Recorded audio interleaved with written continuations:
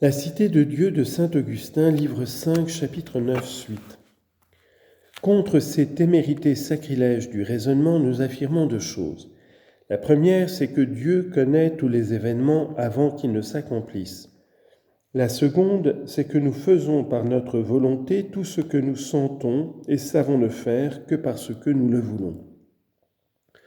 Nous sommes si loin de dire avec les stoïciens « le destin fait tout » que nous croyons qu'il ne fait rien, puisque nous démontrons que le destin, en entendant par là, suivant l'usage, la disposition des astres au moment de la naissance ou de la conception, est un mot creux qui désigne une chose vaine.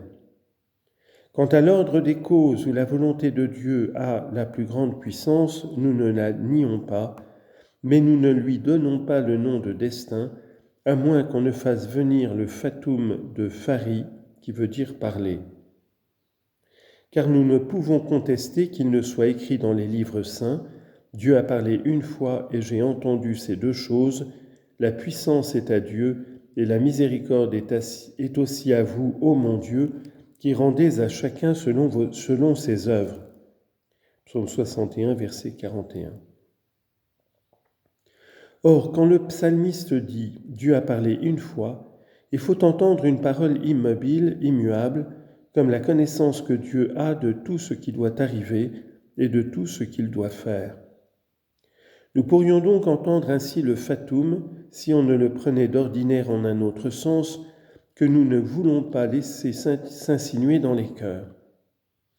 Mais la vraie question est de savoir si, du moment qu'il y a pour Dieu un ordre déterminé de toutes les causes, il faut refuser tout libre arbitre à la volonté. Nous le nions, et en effet, nos volontés étant les causes de nos actions font elles-mêmes partie de cet ordre des causes qui est certain pour Dieu et embrassé par sa prescience. Par conséquent, celui qui a vu d'avance toutes les causes des événements n'a pu ignorer, parmi ces causes, les volontés humaines, puisqu'il y a vu d'avance les causes de nos actions. L'aveu même de Cicéron, que rien n'arrive qui ne suppose avant soi une cause efficiente, suffit ici pour le réfuter. Il ne lui sert de rien d'ajouter que toute cause n'est pas fatale, qu'il y en a de fortuites, de naturelles, de volontaires. C'est assez qu'il reconnaisse que rien n'arrive qui ne suppose avant soi une cause efficiente, car qu'il y ait des causes fortuites, d'où vient même le nom de fortune, nous ne le nions pas. Nous disons seulement que ce sont des causes cachées et nous les attribuons à la volonté du vrai Dieu ou à celle de quelque esprit. De même pour les causes naturelles, que nous ne séparons pas de la volonté du Créateur de la nature.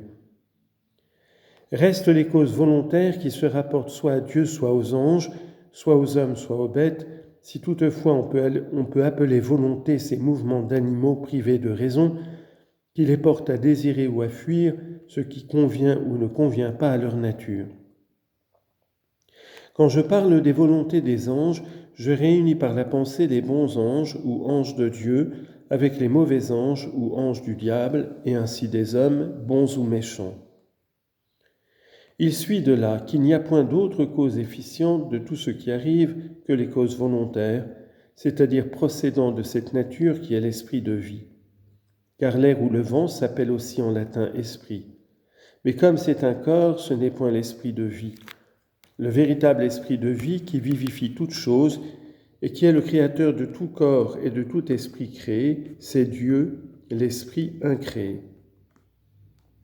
Dans sa volonté réside la toute-puissance, par laquelle il aide les bonnes volontés des esprits créés, juge les mauvaises, les ordonne toutes, accorde la puissance à celle-ci et la refuse à celle-là. Car comme il est le créateur de toutes les natures, il est le dispensateur de toutes les puissances, mais non pas de toutes les volontés, les mauvaises volontés ne venant pas de lui, puisqu'elles sont contre la nature qui vient de lui. Pour ce qui est des corps, ils sont soumis aux volontés les uns aux nôtres, c'est-à-dire aux volontés de tous les animaux mortels, et plutôt des hommes que des bêtes. Les autres à celles des anges. Mais tous sont soumis principalement à la volonté de Dieu, à qui même sont soumises toutes les volontés en tant qu'elles n'ont de puissance que par lui.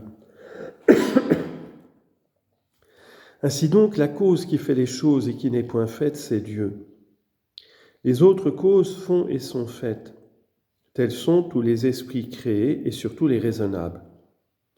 Quant aux causes corporelles qui sont plutôt faites qu'elles ne font, on ne doit pas les compter au nombre des causes efficientes, parce qu'elles ne peuvent que ce que font par elles les volontés des esprits.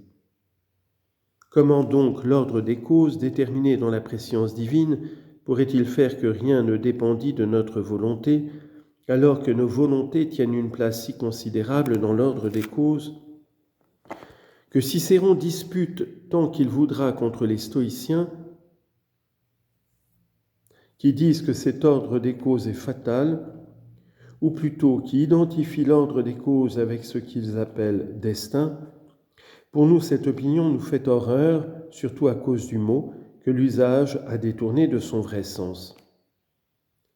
Mais quand Cicéron vient nier que l'ordre des causes soit déterminé et parfaitement connu de la prescience divine, nous détestons sa doctrine plus encore que ne faisaient les stoïciens, car où il faut qu'il nie expressément Dieu comme il a essayé de le faire sous le nom d'un autre personnage dans son traité de la nature des dieux, ou si en confessant l'existence de Dieu il lui refuse la prescience, cela revient encore à dire avec l'insensé dont parle l'Écriture, il n'y a point de Dieu.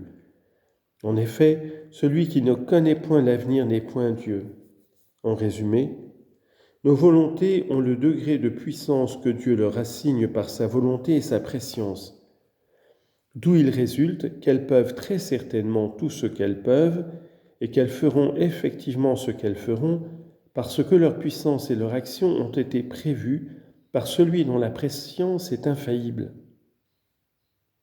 C'est pourquoi si je voulais me servir du mot destin, je dirais que le destin de la créature est la volonté du Créateur qui tient la créature en son pouvoir, plutôt que de dire avec les stoïciens que le destin, qui dans leur langage est l'ordre des causes, est incompatible avec le libre arbitre.